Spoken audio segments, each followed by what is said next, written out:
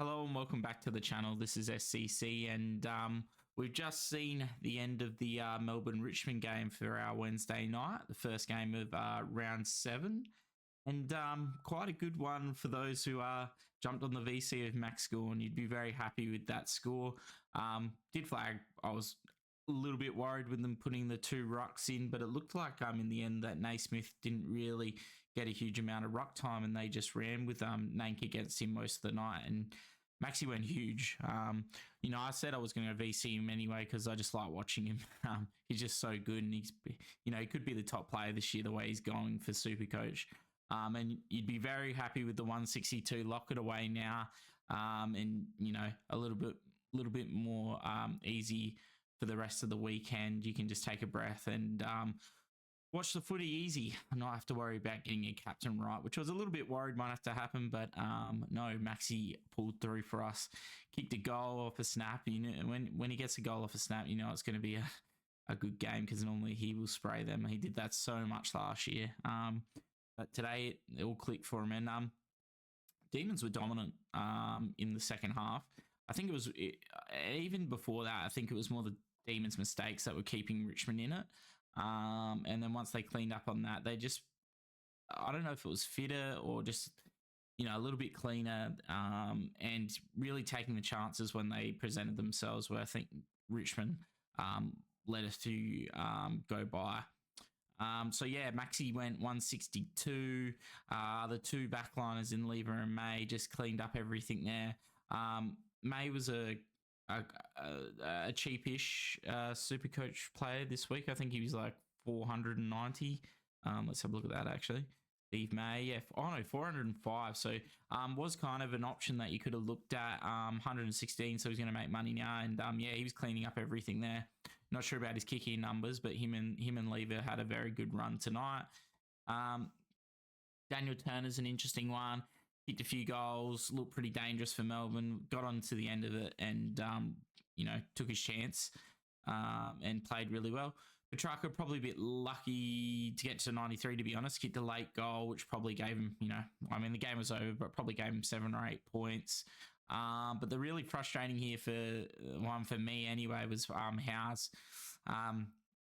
Annoying that he was going so poorly, and I guess it's this is a lesson in holding your rookies. But watching it previously, it just looked like Salem had been moved back into that backline role and was really affecting Howes, making him, he was being that lockdown defender rather than a guy who was like floating a bit more. But then Salem gets injured, and now he's back into that role a little bit more and getting a few more of those uncontested kicks along the back line.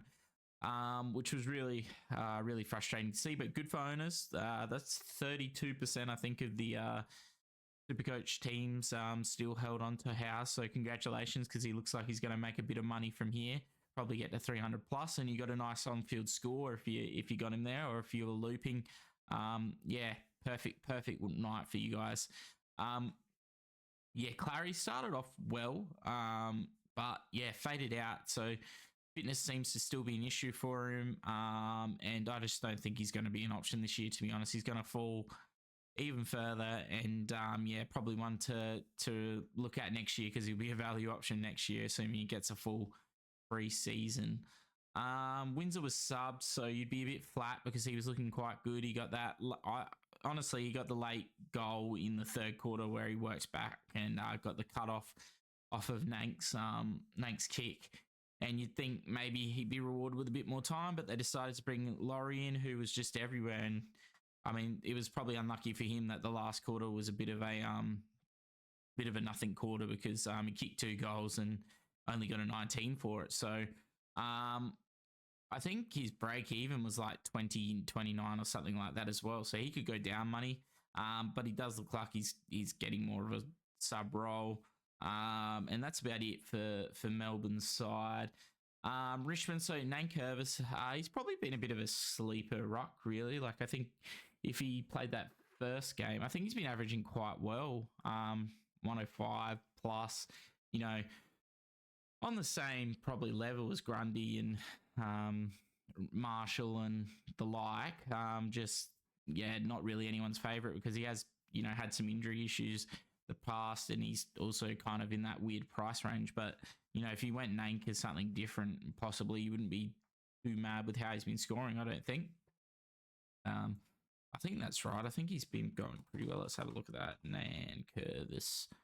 548k. So he's gone down 35, but averaging 105. Did he have a bad game? He's had a couple 73s, but like this is very similar to what Grundy's probably gone at, except for last week. And he's not really relevant, but it's still good to see him scoring well. Baker was thrown into the midfield a bit more, but they got dominated in there. Like Dow played really well. If people are holding him, he was a 250k option we looked at. But Baker played in there, got some more, got quite a few CBAs, but they just got dominated. Rioli Jr. was pressuring up and he was working back a lot tonight, and playing really well. Rioli got a lot of the ball, kind of was flagged as one that may be able to come into the team with Short out, but I think that's one you just don't even look at because once Short comes in, he's even less valuable. Hopper came back tonight and did his hammy straight away, so he's done as well. Hopefully, sadly for Hopper, but hopefully for us, that means we get McAuliffe back next week. And I think, like with Richmond, I don't know, it seems like they just need to blood these midfield guys who are just dominating VFL a bit. And, McAuliffe's a hard worker, always has been since, even playing for SA and stuff like that. So, he should be really, really good for their midfield. And a good rookie for us to pick up. It'd be annoying to miss him and then have to pick him up next year as like a higher price rookie if he doesn't get any more games this year. But with Hopper injured now, it might open up a role or position for him. Hopefully he can get entrenched in there. It just feels like they need to start changing up this midfield before, guys like Baker and stuff get a bit older and then they're chasing their tails a bit. It doesn't help with Tom Lynch out, but they're playing Brown, they're playing Young. Brown, so I had him as the loop. 58 is that awkward score. If it was like a 65, 70, you'd definitely be taking. 58's like, you could do better. It could be worse though. So I'm probably going to just play closey and see how that goes because everyone's going to be playing closey anyway. But it would have been nice to have an 80. It's really painful to watch Howes go 87 and Young go 62 after trading for him. It just seemed like watching Brown's game against St Kilda that he was playing a bit of a run off the back flank, which has now changed, probably due to injury a bit with guys like Bolter and stuff coming down. And also St Kilda were quite easy to score against as a defence, so I probably didn't really take that into account enough. It's probably more just unlucky that Howes that Salem got injured, to be honest. Lafau, he looks good. He got an early goal and he just looks like he's got something in their forward line. I think they'll continue to play and the job security is good. I'm just not sure about Brown and Young and Brown because he the thing I saw with Brown's the last quarter, he was on 52 at the end of the third. And I thought I could get a 60 or 70, a few kicks, close game, but he just looked tired. He looked like he was jogging. He couldn't get to the ball, and I don't know whether that means I'll give him a rest, which will suck. Because I did want to have him as the loop in my backline because Richmond tend to get a lot of earlier games, but that's one we'll just have to follow. 58's not an absolute failure, as far as pricing goes, but was hoping to get a little bit more out of him anyway. But rookies have off games, and then they have these big games like Howes has. So we've seen it with Howes, so probably just going to be a little bit of a slow burn, I think. And I think Richmond, they've got a heap of injuries, so not like they're going to be able to do much more. Bit of a poor game from Campbell if you've still got him. But I think a lot would have moved him on. And Naismith was one we were probably all thinking about after that 90 first week. The way they're playing him is like a forward. And it's going to, he does look good though. He looked very, he he looked like a player who was trying. Because sometimes you see these guys like it's just not necessarily like they want to really get the ball and make an impact. And it looked like every time he get the ball, he was trying to do something and put some pressure on. So um, yeah, going to be an interesting one to think about next week. The only thing I don't like is that he's not ruck forward. If he was ruck forward, you'd definitely go him. The hard thing is like I had it last year where I traded. Well, and it looks like the score's just updated as well. But yeah, Brown's gone down to 55 from there. Sorry. Has anyone else changed? No late scaling there. But yeah, the hard thing with Naismith is being just a rock. Last year, I remember getting stuck with someone who wasn't a ruck forward. I can't remember. I think it was the Gold Coast ruck. What's his name? I can't remember off the top of my head, but all of us know, the Gold Coast ruck. He struggled. He played 2 games and then got dropped as soon as Witts was back and didn't play for the rest of the year. And he just sat there on the bench. As you can see, the scores are still updating a little bit here at the end. But I just think probably one that's a little bit dangerous, although it could pay off. He's just gone down 4 points as well, so it's a 44 tonight. One that could pay off if Nate was to get injured, but at the moment, too hard to say. So, that's all it really is to talk about with that game. Don't really want to talk too much more.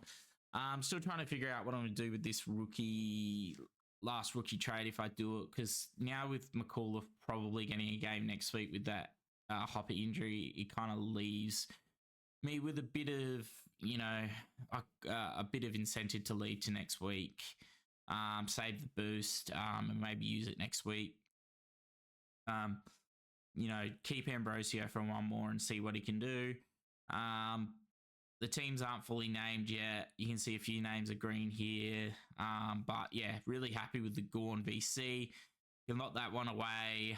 It looks far and away the top ruck. It's just picking the second ruck from here. Hopefully Meat can have a good game against Sydney, but a hard matchup with Grundy.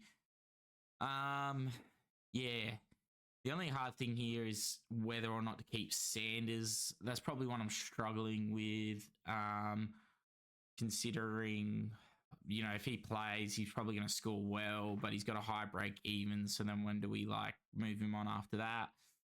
One I'm going to think about a bit overnight and figure out, because if he gets another sub game, we're just ruined. And, Bevo just seems to be playing games with him. It's like a thing of, yep, you're the first rounder, but I'm the boss here. And, you're going to get subbed and not play, and you're not getting full games or whatever. And it's just a bit frustrating to have to hold through. So I still think he's probably going. Take the 110K. It's not the worst, but he could come down and maybe be an option in, if he keeps getting subbed, an option in, 3 or 4 weeks' time anyway. But yeah, happy to lock Gorn away. If you didn't go Gorn, what can you do as a VC? Would suck to watch it, which is why I went him, because I'd rather him just go 100 and then have to figure it out from there than go 160 and missed it again. So that leaves Essendon obviously is a merit, or even, no one really has Paris, so probably a merit. GWS, I guess you could go Green or Neil. No one's got Josh Kelly, but he's been playing really well. And then Port Adelaide. So Port Adelaide St Kilda's probably the next one that's actually really interesting with Butters, Marshall, and Steele. I think all of them could put up a really big score. So if you want to take a bet on them and do something different, go one of them. Marshall has a really, really good, record against St Kilda. Port Adelaide. And Port Adelaide tend to give up a lot of points in the ruck. So it seems like a game tailor-made for a big score from him. And then after that, it's kind of captain. So you're probably looking at a Sheasel against Adelaide. Adelaide tend to give midfielders/defenders a lot of points. Or even for Adelaide at Dawson, if you were really risky and you wanted to go into, because you do have the late captain option, I guess, with Heaney. I don't think you'll get tagged there. Even then, I think he could probably break a tag. There's so many midfielders in Sydney's team that are damaging. So feel like it's not really going to do much tagging one of them. You might as well go head to head with your young team. And then you've got like also the Gold Coast, Real and stuff. So if you want to go like a VC with the Crows or with even Carlton with Walsh potentially against Geelong, although Chera might be back, so that's when you have to watch in the lineups. Yeah, could be something interesting to do. As far as the teams go, I don't think there was anything really too interesting. There was one rookie for GWS. I think it was GWS. Or it might have been for Essendon. Oh, no, it was Collingwood. Harvey Harrison, bloody debuting on the Anzac game. Good way to come in. Or, no, he must be debuting. Oh, sorry, that was wrong. Oh, he must have played previously. Just a higher price. Yeah, he's just a higher price player. But yeah, he's one for us to watch. Although I'm not really sure about his job security. Because McInnes is probably just on the outside looking in, trying to get that position back, and even Markov there. Darcy Fort in for McInnes injured. Lyons has been dropped, which is painful if you picked him up last week, but we did say, the problem with him is his job security. Oh, yeah, they did have a new player, Darcy Jones. Haven't looked at him much. I thought there was one debutant here. Yeah, I haven't looked at Jones much, but he could be an option. Guess we got 2 weeks to wait and see. Although once Toby's back, I assume he'll probably go out again unless he plays really, really well. So otherwise, that's about it for now. Hopefully, we see some good scores this week. Big week. Need Dawson to go big. If he goes big, it'll be a very good week. At least that trade will have worked for 1 week. Reed is supposedly out, remember? So that's one I'm going to have to look at. Doing a loop for, probably look at maybe Wilson. Wilson probably into McKercher or Graham. Probably Graham, based on... But McKercher might be getting a roll off the back line again, so we can look at that. Even could loop... Mass plays the last game. I guess I could wait on Mass as well, which is good because he plays late, so... And figure it out. But yeah, he's a sub as well, sub candidate. But anyway, that's all for tonight. Hope you got on the Gorn VC. If not, don't stress about it. There's plenty of other opportunities this week, especially in that Port St Kilda game, I reckon. Even the Adelaide North game, there's probably some players who can spike a score. So I could see Nick Martin actually going huge tomorrow in the Anzac game and Dacos. So, take a punt on your VC, maybe go something different and try and get something different. As I said, if you've missed the Gorn score, you might as well go for something wild because you've already know that 30, I think it was like 33 or 34% of the comp have gone Gorn. So you might as well try and do something different with a VC, get a big score. If not, set your captain you're confident with, and just try and not stress too much. Hopefully everyone has a good break tomorrow for Anzac Day, and we'll see you in the next video. Cheers.